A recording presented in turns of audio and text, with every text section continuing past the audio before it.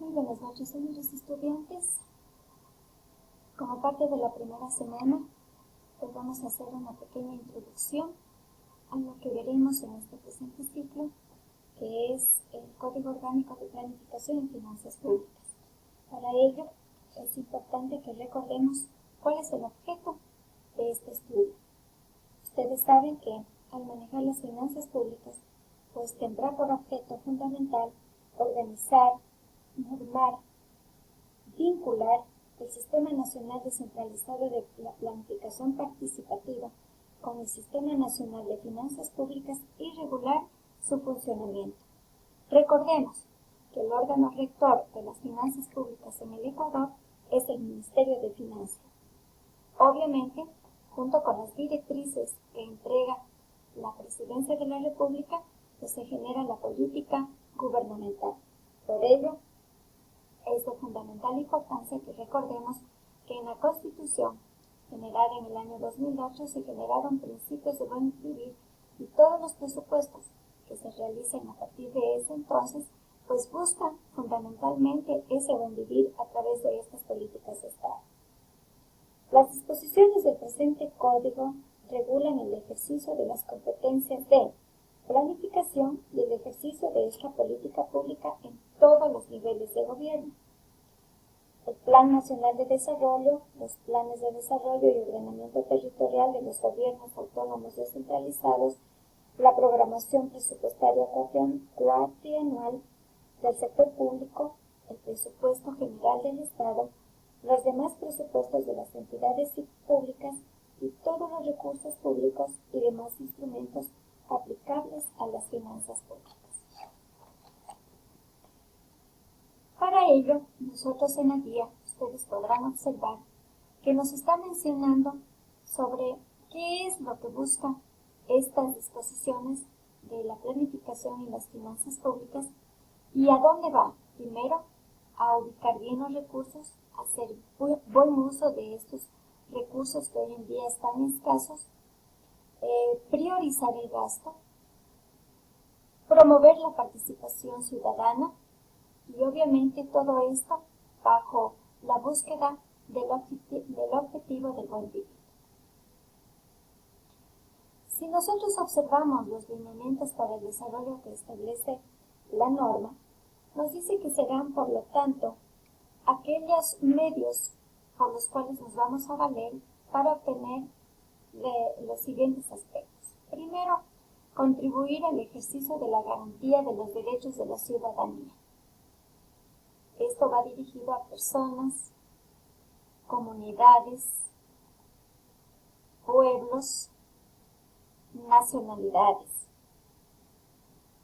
¿Por medio de qué? Por medio de políticas públicas para una asignación equitativa de recursos y por esta gestión de resultados. Cuando nosotros hablamos de asignación equitativa de recursos, pues aquí tendríamos que saber qué es ser equitativo. Y la ley le determina que ser equitativo es dar más a los que menos tienen. Es decir, redistribuir los recursos a aquellas poblaciones reprimidas o aquellas poblaciones que no han cumplido todavía con la satisfacción de los derechos fundamentales o de necesidades insatisfechas, como son fundamentalmente agua potable, alcantarillado, vías, obras de infraestructura fundamentales, educación, salud. Cuando nosotros hablamos del siguiente lineamiento, que es aumentar la participación ciudadana, vemos que lo realizamos a través de la formulación de políticas que reconocen la diversidad de identidades, de derechos de las comunidades, de los pueblos y de las nacionalidades. Recordemos que el Ecuador fundamentalmente está compuesto por diferentes identidades, diferentes comunidades y todos ellos tienen pues sus características especiales y lo que precisa y busca este código es fundamentalmente propiciar esta participación ciudadana donde el criterio de cada uno de estos pueblos es valioso a la hora de recoger las necesidades para fundamentarse en el desarrollo de la conformación del presupuesto general del Estado. Otro lineamiento para el desarrollo es aportar a la construcción de un sistema económico-social solidario y sostenible, que reconozca formas de producción, formas de trabajo, que promueva la estructura económica primaria exportadora, que reconozca las formas de acumulación de riqueza y de distribución equitativa para los beneficios del desarrollo. Promover el equilibrio territorial es otro de los lineamientos para el desarrollo, y esto se realiza en el marco de la unidad del Estado. Aquí vamos a reconocer la función social y ambiental de la propiedad que garantice un reparto equitativo de las cargas y beneficios de las intervenciones públicas y privadas. Otro alineamiento para el desarrollo es fortalecer el proceso de la construcción del Estado plurinacional e intercultural y contribuir al ejercicio de derechos de los pueblos, nacionalidades, comunidades y sus instituciones. Fortalecer la soberanía nacional y la integración latinoamericana a través de decisiones de la política pública es otro lineamiento para el desarrollo, y finalmente propiciar a través de la política pública la convivencia armónica con la naturaleza, su recuperación y conservación. Recordemos que si no aportamos con la protección del medio ambiente, pues nosotros mismos nos causamos daño a futuro y causamos daño a nuestras futuras generaciones. Por ello, es necesario que recordemos que nuestra madre naturaleza nos da la oportunidad de vivir sobre ella, y lo menos que podemos hacer es proteger su medio ambiente, proteger la tierra que nos alimenta y a través de las políticas públicas pues ejercer un buen uso de estos recursos que nos permitan conservarla un poco más en el tiempo. Para recordar, es bueno que nosotros sepamos cuáles son los objetivos de este acuerdo. En la guía ustedes encontrarán algunos de ellos y voy a mencionarlos rápidamente con la finalidad de poder establecer claramente los mismos. El primero es normar el Sistema Nacional Descentralizado de Planificación Participativa y el Sistema de Finanzas Públicas. Articular y coordinar la planificación nacional con la planificación de los diferentes niveles de gobierno. Definir y regular la gestión integrada de las finanzas públicas para los diferentes niveles de gobierno. Ya conocemos que el ámbito es donde se va a desarrollar esta ley, y nosotros determinamos que, de acuerdo a lo que determina el Código, el artículo 225, 297 y 315 de la Constitución, esta normativa pues será observada y cumplida fundamentalmente por los organismos y dependencias de las funciones ejecutiva, legislativa, judicial, electoral y de transparencia social, las entidades que integran el régimen autónomo descentralizado, recordando que ellos son los municipios, los gobiernos provinciales, las juntas parroquiales o los gobiernos parroquiales, los organismos y entidades creados por Constitución para ejercicio de la potestad estatal, las personas jurídicas creadas por acto normativo de los gobiernos autónomos descentralizados. En el artículo 297 de la Constitución dice: todo programa financiado con recursos públicos tendrá objetivos, metas de un plazo predeterminado para ser evaluado en el marco establecido del Plan Nacional de Desarrollo. Cuando hablamos de programas financiados, hablamos de que la ley tomará en cuenta a todas estas instituciones en donde el gobierno tenga una participación de por lo menos el 50% de los recursos estatales. En el artículo 315 manifiesta que el Estado constituirá empresas públicas para la gestión de los sectores estratégicos, prestación de servicios públicos, el aprovechamiento sustentable de recursos naturales o de bienes públicos y el desarrollo de otras actividades. Por lo tanto, el ámbito del Código Orgánico de Planificación y Finanzas Públicas será para todas las entidades que conforman el presupuesto general del Estado y aquellas que no les conforman, pero que sin embargo son parte del Estado, es decir, los gobiernos autónomos, las empresas públicas, la banca del Estado y el IES. Hablemos sobre los principios comunes del código.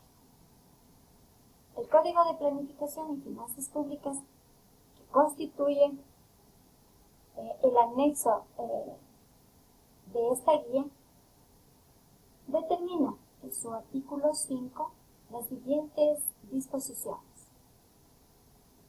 Sujeción a la planificación, es decir, observación y cumplimiento de la planificación que se realiza a nivel de Estado.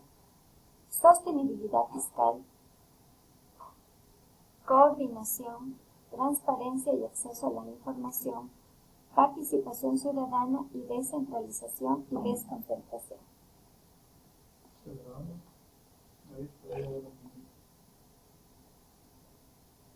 En la guía ustedes encontrarán que se está pidiendo una actividad recomendada. En esta actividad estamos invitándole a ustedes que, bajo el procedimiento de mapas conceptuales o cuadros sinópticos, ustedes pueden determinar cuáles son los principios comunes que se mencionaron en el párrafo anterior y los podamos ampliar de acuerdo a las consultas que estén a su disposición. Estas pueden ser a través del internet, de textos de apoyo o la que usted considere prudente. En el punto 1.6, responsabilidades conjuntas, nosotros vamos a desarrollar algunas situaciones que nos permitirán entender de mejor manera qué es lo que pretende este código. Cuando nosotros hablamos de sostenibilidad fiscal, es evaluar que todos los proyectos que desarrollen en el país pues tengan su sustento presupuestario, que tengan su permanencia en el tiempo, de tal manera que los servicios no sean interrumpidos y que puedan cumplir los objetivos tanto institucionales como de la Constitución.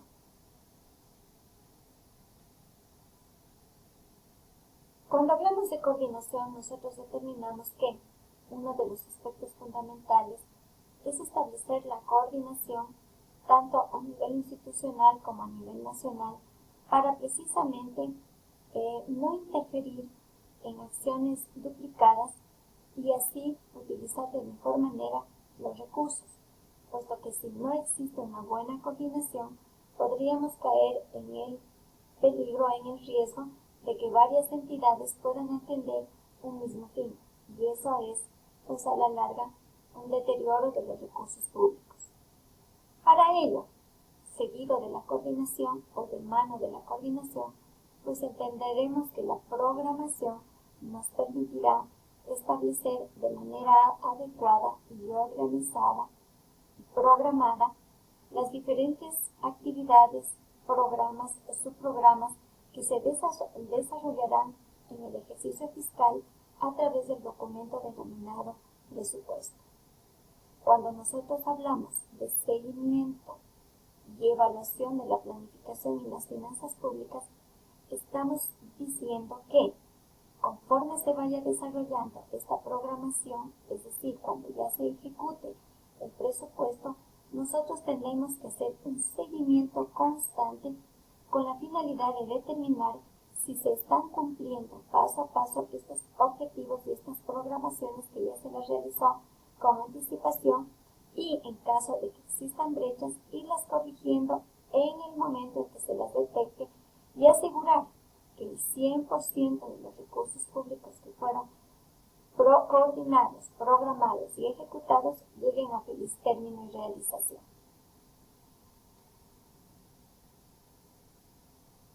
Como ustedes pueden observar, hemos concluido con esta primera unidad que permite establecer con lineamientos rápidos y en forma globalizada qué es lo que vamos a ver poco a poco hasta llegar a la parte de lo que es los elementos del presupuesto. Espero que haya sido oportuna esta información que respalde su estudio diario. Nos estaremos viendo en la próxima clase. Si existe alguna duda, por favor, no duden en generarla a través del EVA, a través de mi correo. Ustedes ya tienen las direcciones, de tal manera de que pueda existir una buena comunicación.